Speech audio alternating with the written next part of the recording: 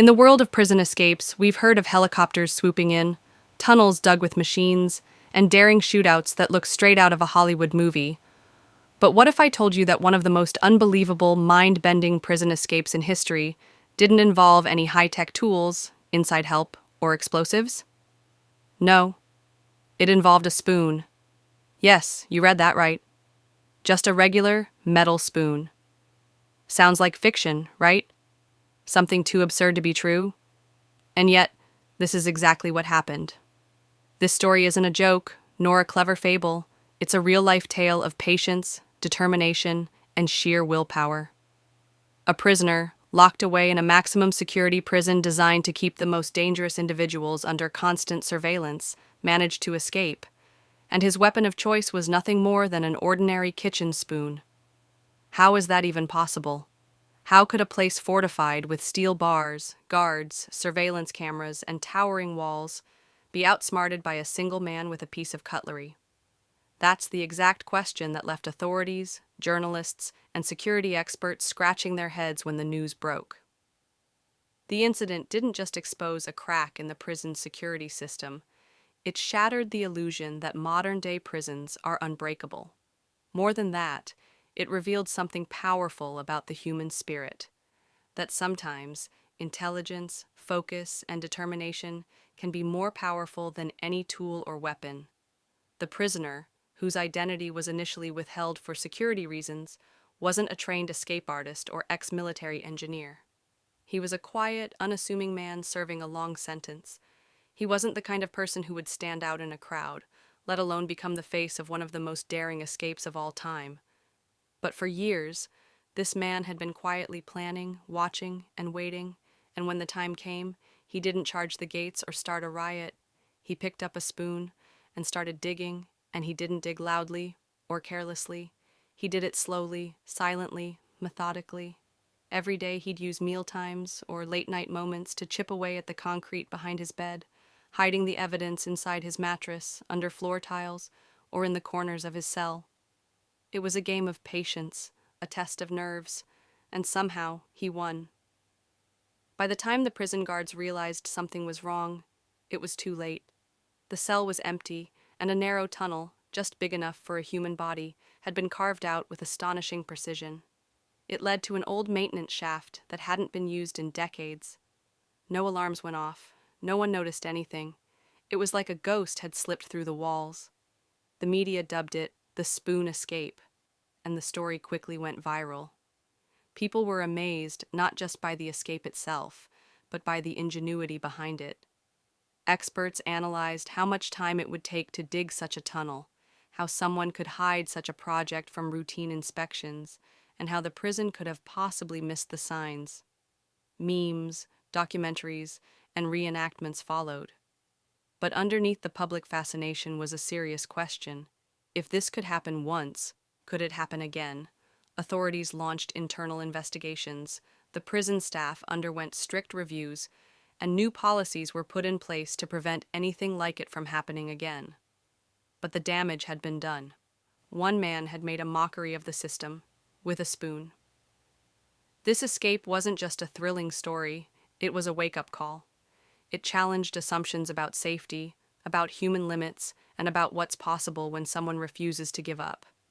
And that's just the beginning. In this series, we'll break down how the escape happened, who the prisoner was, and what he did after he slipped into the night. We'll uncover the tiny details, the unnoticed routines, and the psychological game that played out behind bars, all starting from one simple, everyday object. So buckle up, because if you thought a spoon was just for soup, this story will change your mind forever. Before we dive deeper into how the escape was pulled off, it's crucial to understand who the prisoner was, and what kind of fortress he escaped from. This wasn't some rundown county jail. It was a state-of-the-art maximum security prison, equipped with modern surveillance systems, 24/7 patrols, and reinforced concrete walls designed to hold the most dangerous criminals. The very idea that someone could break out, let alone with a spoon, seems not just improbable, but impossible. The prison, built like a fortress. The prison, known as Blackstone Correctional Facility, was located on the outskirts of a major city. Built in the late 1990s, it had a reputation for being inescapable. With 3 layers of perimeter fencing, security towers at every corner, and high-resolution cameras covering every hallway, Blackstone was designed to eliminate any possibility of escape. Inmates were counted multiple times a day. Motion detectors were installed in all the corridors, and guards rotated shifts to prevent complacency. Inside, prisoners had little privacy. Each cell was regularly inspected, meals were closely monitored, and even recreation time was staggered to prevent inmates from forming large groups. Simply put, this was not the kind of place you walked out of, not with a weapon, not with a riot, and certainly not with a spoon. So how did one man manage to outsmart this heavily fortified system? The man behind the escape. The inmate in question was Faraz Malik, a 38-year-old convicted for armed robbery and attempted murder. He had been sentenced to 23 years without parole after a violent standoff with police during a bank robbery gone wrong. But Faraz wasn't just any criminal. He was intelligent, calculated, and most importantly, patient. Those who knew him inside the prison described him as quiet, polite, and always reading. He didn't have many friends. He didn't get into fights. He kept to himself, spent hours in the library, and rarely attracted the attention of the guards. On the surface, he was model behavior, exactly the kind of inmate who gets overlooked. But behind that calm exterior was a mind always at work. Faraz had a background in mechanical repair. Before turning to crime, he worked as a technician fixing HVAC systems and industrial machinery. He knew how walls were built, how ductwork was designed, and how building blueprints often hid maintenance shafts that were long forgotten. That knowledge, combined with years of silent observation inside the prison, gave him a plan, one he was willing to execute no matter how long it took. A man with nothing but time for someone serving more than 2 decades behind bars. Time isn't a constraint, it's a weapon. Faraz knew he wouldn't be getting out legally.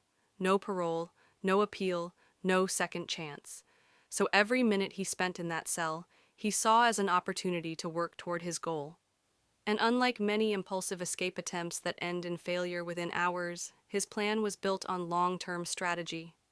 He studied guard routines, noted blind spots in the camera coverage, and observed when maintenance crews were allowed access to restricted areas. He even befriended a kitchen worker, not to get help escaping, but to get his hands on an item that would become the centerpiece of his plan, a stainless steel spoon. To anyone else, it was nothing, a basic utensil, but in Faraz's mind, it was a tool of precision. He modified the spoon gradually, sharpening the edge using the prison floor and concrete walls until it resembled a narrow, flat chisel. Not enough to be called a weapon, but enough to chip away at mortar and plaster over time, and time he had plenty of nobody noticed. That's what makes this story even more incredible, the fact that nobody noticed anything. Over the course of nearly a year, Faraz slowly worked on a small portion of the wall behind his bed, where a poorly sealed patch of concrete covered what used to be an old maintenance vent. Bit by bit he carved through it, using socks to muffle the scraping sounds, hiding debris and cracks under the floorboards, and replacing dust with prison soap to mask the smell. It wasn't fast. It wasn't easy. But every day he got a little bit closer. Meanwhile, prison guards did their rounds. Inmates watched TV. The world went on, completely unaware that a man was digging his way to freedom, one scrape at a time. By now, the question on everyone's mind is simple. How? How can a single man, locked in a high-security prison under near-constant supervision, use a simple spoon to engineer an escape worthy of fiction? The answer lies in a mix of patience, brilliant observation, psychological manipulation, and an intimate understanding of his environment. This was not a spontaneous act. It was the result of months, possibly years, of planning, disguised as routine. A master of routine and observation. Faraz Malik didn't just start digging one day. Before he even touched the wall, he had spent countless hours learning the rhythms of the prison. He watched the guards. He learned their personalities, moods, and most importantly, their routines. Who was strict about inspections, and who just peeked in and walked off? What time did the night shift guard fall asleep? Which guard checked cells thoroughly, and which one didn't even lift the mattress? He also noted environmental quirks: the flickering hallway camera near his cell, the unusual draft that came through the wall behind his bed, the vibration under his floor when the laundry machines ran. These weren't random observations, they were clues. Clues to hidden flaws in the prison's design, blind spots in the security system, and opportunities that most inmates would overlook. Faraz knew he had one critical advantage: invisibility. He wasn't considered a threat. He wasn't part of any prison gang. He wasn't loud or confrontational. He kept his cell tidy, obeyed the rules, and acted like someone who had accepted his fate. That made him invisible, and invisibility in a prison is a powerful weapon. The spoon, a simple tool with a hidden purpose. The spoon itself wasn't special, at least not at first. It was a standard, slightly rounded stainless steel utensil used in the prison cafeteria. But in Faraz's hands, it became a precision tool. Over weeks, he rubbed one side of the spoon against rough surfaces: the cell floor, the underside of his bed frame, even the walls themselves. Slowly, he filed it down until the end was flat and sharp enough to carve through plaster. The trick, of course, was never letting it be discovered. Prison guards occasionally searched cells, especially when items went missing. So Faraz kept the spoon hidden in a hollowed-out section of his mattress during the day, and only worked at night. He used a piece of cloth wrapped around the handle to dampen sound, and wore socks on his hands to avoid calluses or cuts that might raise suspicion. He also developed a brilliant habit. Whenever guards came close, he pretended to be asleep, a deep sleeper, snoring loudly, back turned to the wall. After a few nights, the guards stopped checking closely, assuming he was always resting. It was a small psychological trick, but it worked. Digging in silence. The wall he chose wasn't random. His cell was at the far end of the west wing, against an old service corridor that had been sealed decades ago. Rumors of it still floated among senior staff, but no one had ever reopened it. Faraz had noticed that the wall behind his bed felt hollow, and with every chip of the spoon, he confirmed it. It wasn't solid concrete like the others. It had been patched. Each night, he removed tiny fragments, bits of plaster, old dust, chunks of cement. He hid the debris inside torn pages from books, inside socks, or behind loose tiles near the toilet. His cell became a carefully curated illusion, spotless on the surface, quietly crumbling behind the scenes. Progress was painfully slow. Some nights, he chipped just a few centimeters. Other nights, he had to stop altogether if guards were nearby. But he never stopped thinking, never stopped planning. Red herrings and deception. To protect his work, Faraz created subtle distractions. He lodged false complaints about noise in nearby cells. He would sometimes swap beds with a cellmate during the day to make it seem like nothing was unusual about his wall. He even staged minor arguments to draw attention away from his part of the cell block. These distractions, while small, bought him the most valuable currency in prison: time. And time, when used cleverly, is as dangerous as any weapon. Testing the tunnel. After nearly 8 months of silent digging, Faraz finally broke through the inner patch of the wall. What he found was better than he'd imagined: an abandoned maintenance shaft, about 4 feet wide, dark and dusty but intact. From there, it led downward toward an old laundry access tunnel that hadn't been used since the prison's original construction. But before crawling in, he tested it. He spent days reinforcing the small tunnel with torn clothing and bits of metal to avoid collapse. He studied airflow, made sure no mold or rats would cause problems, and marked quiet exit times by memorizing shift changes. By the time he was ready, the tunnel had been concealed again behind a faux wall he made with cardboard and toothpaste. To anyone glancing in, it looked like an untouched, perfectly normal prison cell. And just like that, his path to freedom was ready, dug out by nothing more than a man with a mind like a machine and a spoon sharper than most blades. After months of careful observation, quiet digging, and intricate planning, the final night had arrived. Faraz Malik stood at the edge of his freedom, not with a key, not with help, but with a tunnel carved silently behind his bed. All that remained was executing the plan without a single mistake. One slip, one noise, one wrong step, and everything would come crashing down. But Faraz hadn't prepared for months to panic now. Every move that night had already been played in his mind 100 times before. Timing was everything. Faraz chose a Thursday night, not for sentimental reasons, but because of the guard roster. It was the start of the weekend shift pattern, and that particular night, 2 of the newer guards were on duty. They weren't lazy, but they were inexperienced, often relying on the cameras more than physical checks. That's exactly what Faraz needed.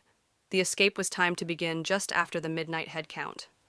Once the guards finished their walkthrough, there would be a window of roughly 2 hours before another count or inspection. 2 hours was all he needed. Disappearing, without a trace. Earlier that evening, Faraz acted exactly as he always did, calm, quiet, cooperative. He ate dinner, returned to his cell, read a few pages from a worn-out novel, and laid down as usual. Nothing looked different, no signs of stress or urgency. That was part of the plan. Look bored, look broken, look harmless. When the final lights-out bell echoed through the block and the cell doors clanked shut for the night, Faraz waited, counting breaths, listening for footsteps. Once the hallway went silent, he quietly slid out of bed and removed the false wall he had constructed using cardboard, paint flakes, and toothpaste. It came off in one piece, revealing the narrow tunnel he'd carved inch by inch over months. Wearing only a thin prison-issue shirt and pants, Faraz squeezed into the tunnel, dragging a small pouch with essentials, a water bottle, a cloth rag, and a crude map he had pieced together from stolen janitorial notes. It wasn't much, but it was enough. Crawling toward freedom. The tunnel was barely wide enough for a grown man.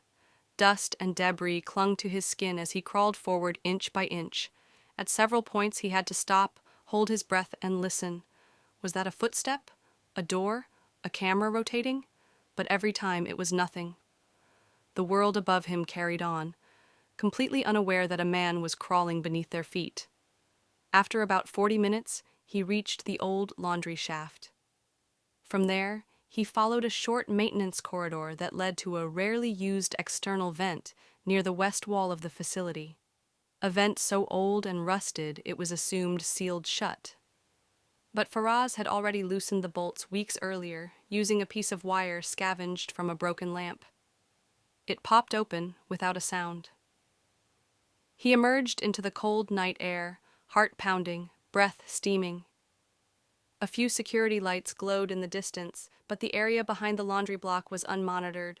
The guards assumed the wall and fence were deterrent enough. Not this time. Over the fence and into the night, a small section of the outer fence had been weakened during a previous storm and hastily patched. Faraz knew this.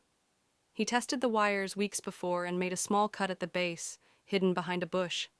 Slipping through was quick, and just like that he was gone. No alarms, no shouts, no gunshots. By the time the prison staff noticed he was missing, during the next morning's head count, Faraz Malik was already miles away, blending into the early morning city chaos. He had walked out of one of the most secure prisons in the country, without anyone noticing, using nothing more than patience, cunning, and a spoon.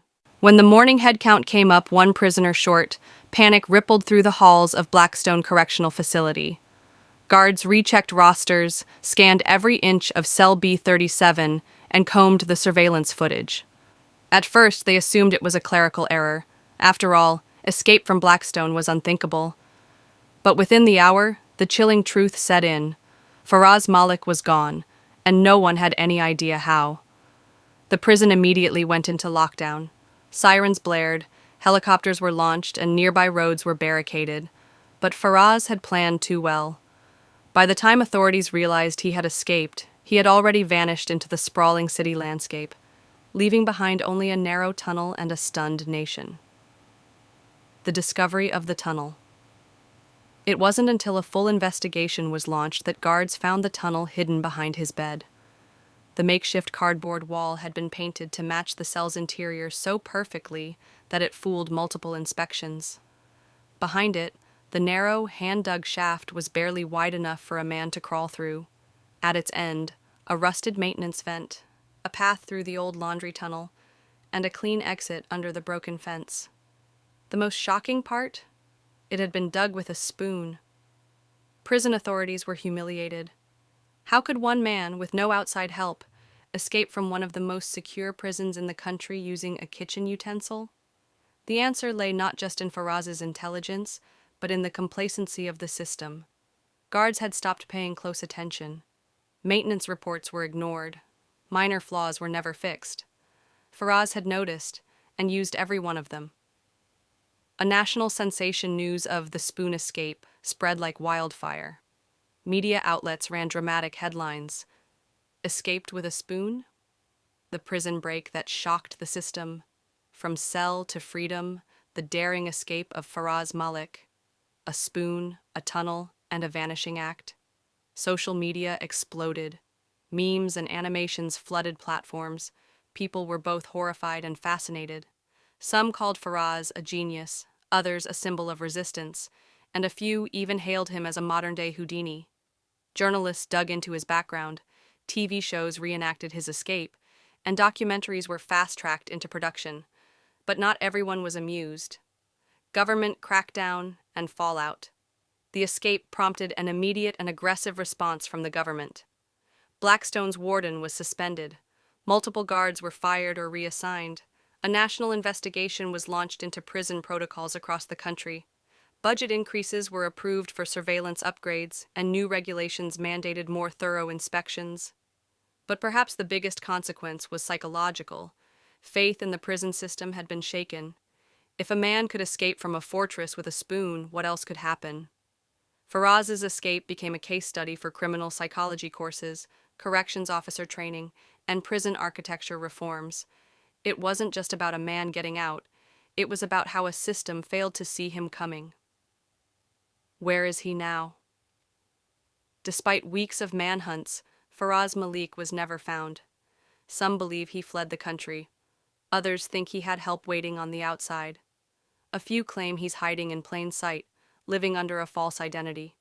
His face was added to national and international wanted lists, but as of today, no credible sightings have led to his capture. In a way, Faraz became a legend, not because he committed a crime, but because he did what no one thought was possible. Final thought. His escape, though illegal and dangerous, serves as a strange reminder.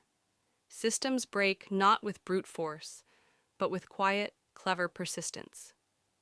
Sometimes all it takes is focus, patience, and a spoon, and the walls we believe are unbreakable begin to crack. And that, perhaps, is what scared the system the most.